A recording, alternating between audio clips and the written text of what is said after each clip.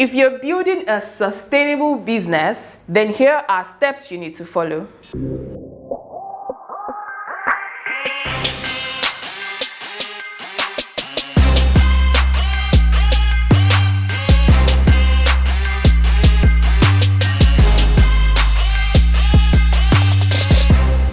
Hi, welcome back to my YouTube channel.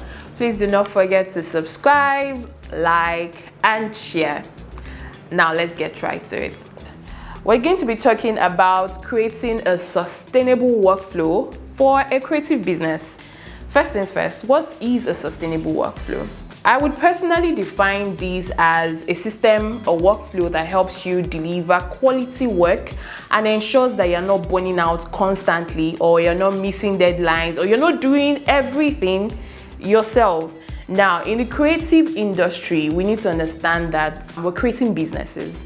And if you're creating businesses, you need something that is sustainable, something that can be replicable, something that would work regardless whether you as the founder, as the CEO, whether you're there or not. And now I have come up with 5 steps or 5 things that would help you as a creative ensure that you build a sustainable workflow. Now let's get right to it. 1, systemize your process. Please and please don't be winging everything. Break down your process into clear and repeatable steps. Now, I am a photographer. One of the things that we usually will do when we have clients is to break down our workflow. So first of all, our client onboarding. If you want to break down your workflow for this particular thing, you have to send a welcome message. You most likely will have to send your rate card and even a contract.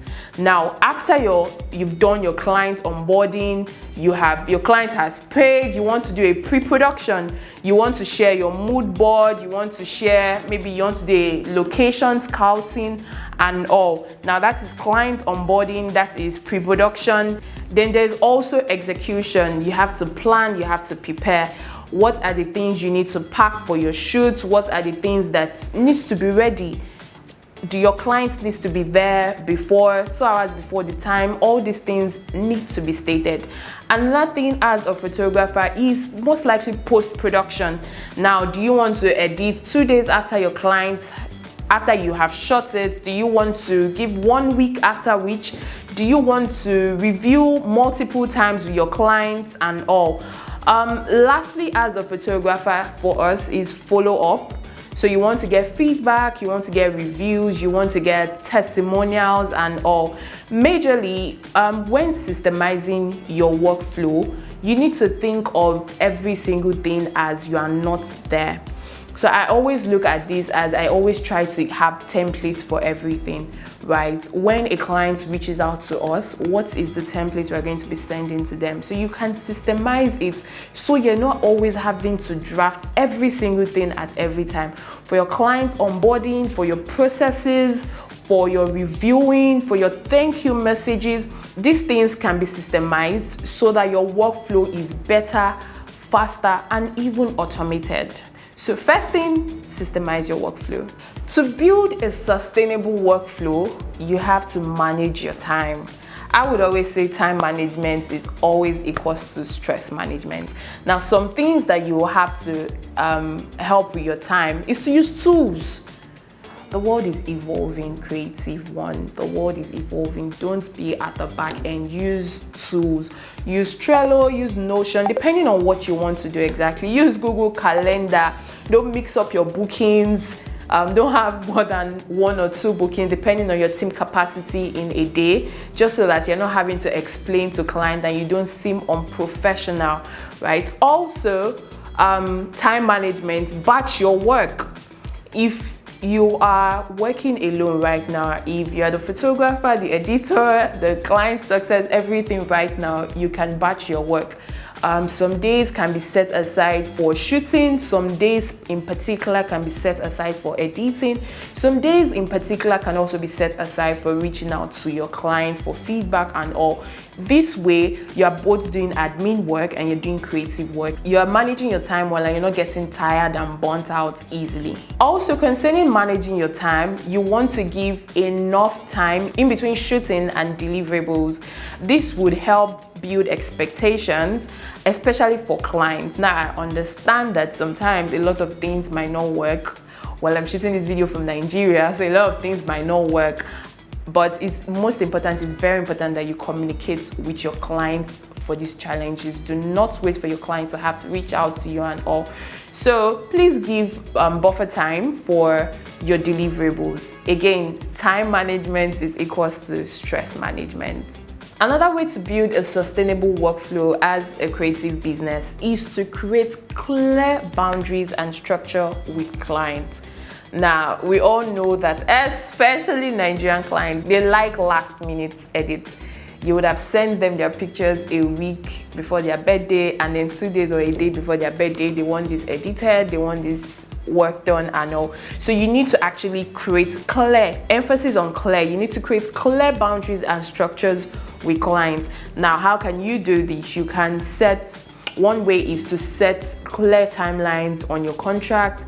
Doesn't necessarily always have to be a contract, but maybe like an email or an FAQ that you would always share with your clients. So set the number of the deliverables, set the time you're going to deliver these, or if there's a timeline, let it be clear. You can also emphasize that work cannot be reworked on maybe a month after submission has been made and all, depending on your industry, but set clear timelines in your contract. Another way is also to set reviewing rounds.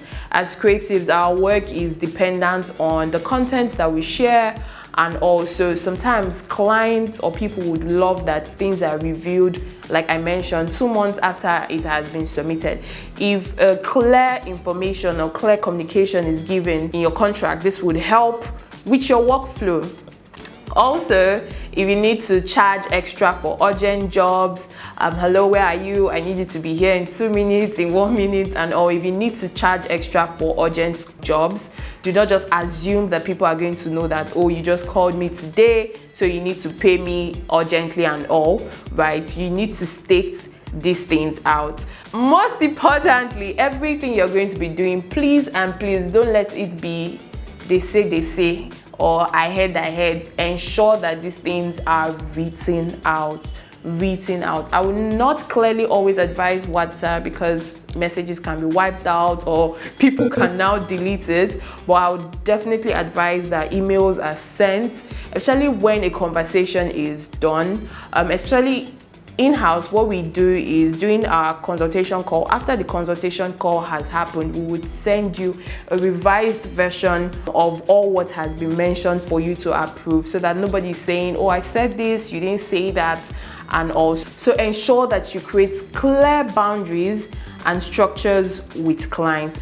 Now, the fourth reason that would help you in your workflow is know when you want to outsource.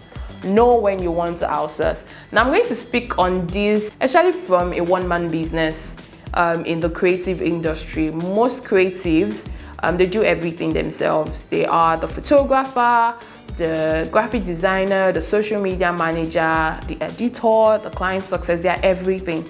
And now, right now, maybe that's where you are. That is not a bad thing, but you need to know when you need to even start bringing in more people to the company. You even need to know what your mission is, first of all, if you even think that you want to expand, right? That is another story for another day. But you also need to know when you need to outsource, right? You are maybe a graphic designer and you've taken maybe like 10 jobs a month and you told everybody you're going to deliver in 2 weeks. I don't know how realistic that is. So do you want to get a junior graphic designer that can help you at the moment? Don't be stingy with your money, let it go. So know when to outsource, know when to collaborate with people that are predominant in your industry, that you need to have, especially in your space. So for a photographer, maybe like a stylist, a makeup artist, and all, know when to outsource, know when to start hiring, and then know when to collaborate. Now, the final point is know when to schedule your content. I'm guilty of this one. But know when to schedule your content. You are your brand, right? And you would build it just like how you're building your clients' work. You need to also build your brand. And one of the ways to build your brand is to talk about what you do, is to put out what you do constantly and consistently. So schedule your content. If you need to allocate a particular day in the week, if you need to do BTS shorts, if you need to do reels, if you need to do educational content like this, yes, just ensure that you're scheduling your content adequately, right? Try to pace it. I know that we are doing a lot, especially for people that have the one-man business. I know you're doing a lot. So just schedule your content, share testimonials. A lot of people love to see how you make people feel during the session, during the time with you. So share testimonials, even share case studies of what you have worked with. This helps you create brand consistency and also bring in better and more clients. So 5 things. I hope you've learned something today. Please know that a sustainable workflow isn't about being perfect. It is about being prepared. Let me know which of this workflow best relates with you, which one are you lacking in, and also let me know what you want me to talk about in the comments below. Now, I have a checklist. Yes, I have a checklist. I have a free workflow checklist. So please check the link in my bio or comment below workflow and I would send that to you. I'll catch you later in my next video. Bye.